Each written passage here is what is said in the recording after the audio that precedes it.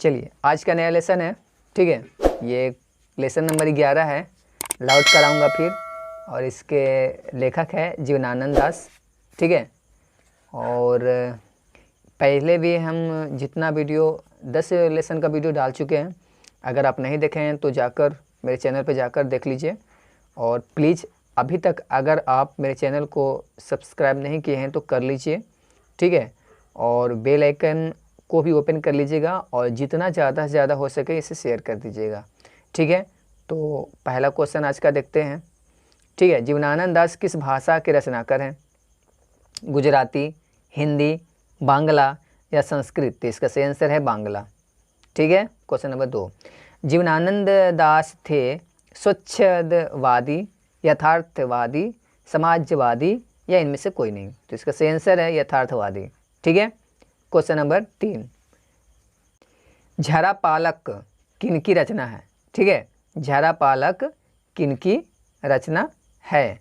तो अनामिका की, जीवनानंद दास की, वीरेंद्र डंगवाल की या कुंवर नारायण की? तो इसका सही आंसर है जीवनानंद दास की। चलिए क्वेश्चन नंबर 4 को देखते हैं। जीवनानंद दास की रचना है झरापालक, बीजाक्षर, छोड़ा हुआ रास्ता या नदी के द्वीप? तो इसका सही आंसर होगा, ठीक है, झरापालक।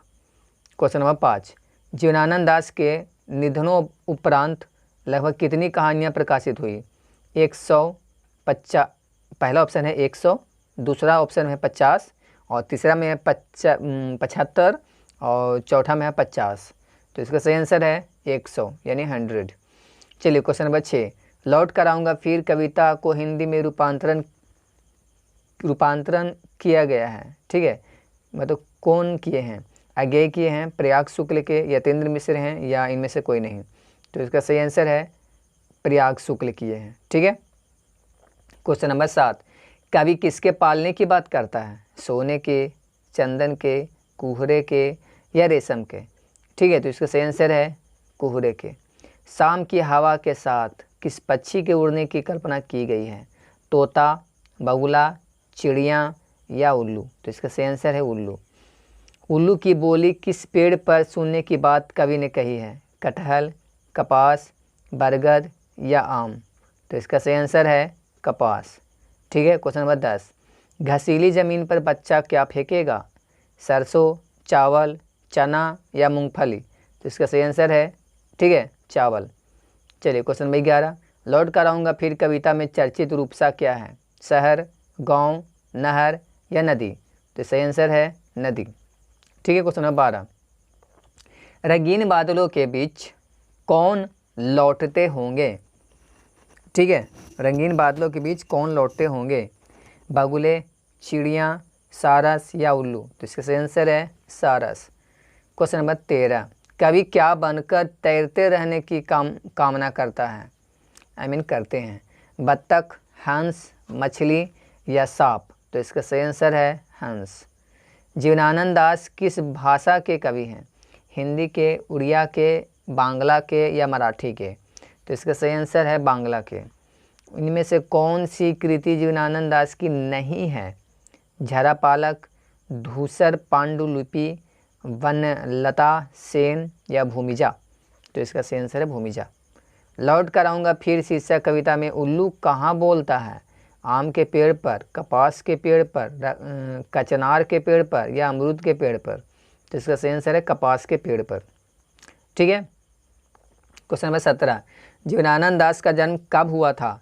1897 में, 1898 में, 1899 में या 1900 ईस्वी में? तो इसका सही आंसर है 1899 में, ठीक है।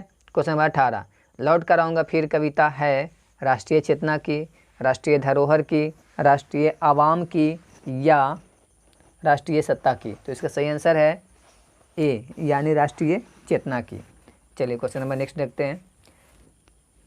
जीवनानंद दास है कथाकार हैं, नाट्यकार हैं, उपन्यासकार हैं, साहित्यकार हैं? तो इसका सही आंसर होगा, ठीक है, साहित्यकार हैं। चलिए नेक्स्ट क्वेश्चन, कवि मृत्यु उपरांत कहने का अर्थ है मरने के बाद, ठीक है, कहाँ आने की लालसा रखता है? ठीक है, उसकी ख्वाहिश कहाँ आने की है?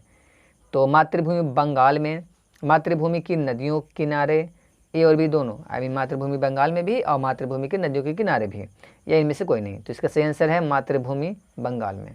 चलिए क्वेश्चन नंबर 21 को देखते हैं। किसने जीवनानंद दास की बहुप्रशंसित और प्रसिद्ध कविता का हिंदी में अनुवाद किया था? अनामिका ने, प्रयाग शुक्ल ने, सुमित्रा नंदन पंत ने, या रामधारी सिंधिया ने? तो इसका सही आंसर है प्रयाग शुक्ल ने। चलिए क्वेश्चन नंबर 22। जीवनानंद दास को जाना जाता है बांग्ला के आधुनिक कवि के रूप में, हिंदी के साहित्यकार के रूप में, मराठी के हास्य कवि के रूप में, या इनमें से सभी? तो सही आंसर है बांग्ला के आधुनिक कवि के रूप में। चलिए क्वेश्चन नंबर 23। कवि किसके आमंत्रण पर आने की बात कहता है? खेत और खलिहानों के, ठीक है, खेत और खलिहानों के, मजदूर और किसानों के, नदियों और मैदानों के, पिता और पुत्र के? तो इसका सही आंसर है नदियों और मैदानों के। कवि, ये ऑप्शन आई मीन ये क्वेश्चन जो लिखा हुआ है वो गलत लिखा हुआ है कवि, ठीक है, सॉरी। इस यहाँ पे कवि होगा यहाँ पे, लेकिन टाइप हो चुका है केवी। कवि अगले जन्म में क्या क्या बनने की संभावना व्यक्त करता है? कौवा, मोर, उल्लू, सारस, पहला ऑप्शन था। दूसरा में कौवा, हंस, उल्लू, सारस। तीसरा में कौवा, हंस, कोयल, मोर। चौथा में कौवा, हंस, उल्लू, बाज। तो इसका सही आंसर है कौवा, हंस, उल्लू, सारस। चलिए क्वेश्चन नंबर 25। कवि किसके बीच अंधेरे में होने की बात करता है? धान, गेहूँ, चना, सारस।